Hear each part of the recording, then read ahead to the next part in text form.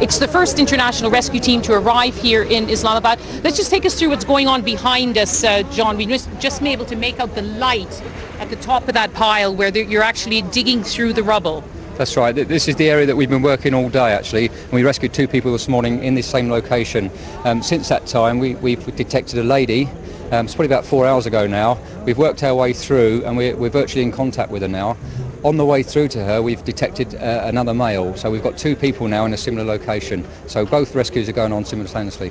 And how were you able to achieve that? Because close up, this is like a huge concrete pancake that's collapsed on the ground. Very difficult to actually get inside it. Very, very difficult. There's 12 stories here, collapsed into about 8 metres high.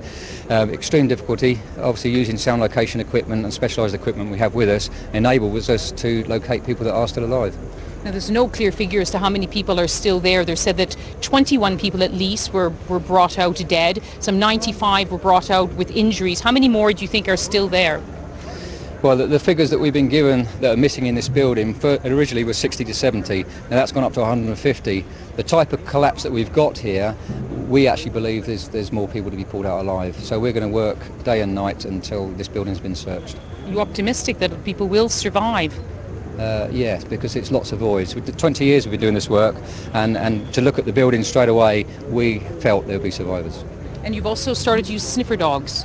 We've had two of our sniffer dogs just arrived, and they're working on the other side of the building at the moment, and they also have a possibility of a location. And of course, this is the most active site for a rescue operation, but some members of your team, now 23 of you are in country. Some of you have gone up to northern Pakistan, where it's feared the situation is far worse. That's right. They deployed about 3 hours ago to the Kashmir region.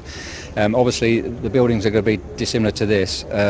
So this was the prime search area for us. The type of structure, the voids that's created. Obviously, the other buildings are going to be much smaller. I saw you on the British Airways flight last night. You didn't sleep last night. You're not going to sleep tonight either? No, we're not. There's too much to do on the way over. There's lots of briefings and there's too much going on in your mind. So, no, we won't sleep tonight. There's work to be done here. We can't sleep. But when you confront the scale of this disaster, do they really have the resources in place now to try to deal with the many communities which are suffering in the more distant regions of this country? I think the resources are arriving now. They've handled this site very well. The Pakistani government have been excellent with us. We arrived at the airport and we were straight to this site, and we've got people here on site with us that liaise with whatever we want to do. And obviously the other teams that have deployed, helicopters were on standby waiting for them. So they've been very, very good at that. From what you can see, what is most in need? The President had told the BBC earlier that he believed it was military helicopters. This was the only way they could reach some of the most remote areas. Then they don't have enough, he says. Well, I've worked here before, so I know the region up the north, and helicopters will be absolutely essential because a lot of the roads are blocked. I can't comment on how many helicopters are required because I'm not involved in that. Obviously, this is our search location and this is what we have to concentrate on. But what are your fears? In the sense, you're here now, you're reaching these people trapped under the rubble almost immediately. But of course, it could be days before some of the other areas are reached, and people, how long can they survive in those conditions? Well, I mean, the longest that I've known is 14 days. That was in the Philippines.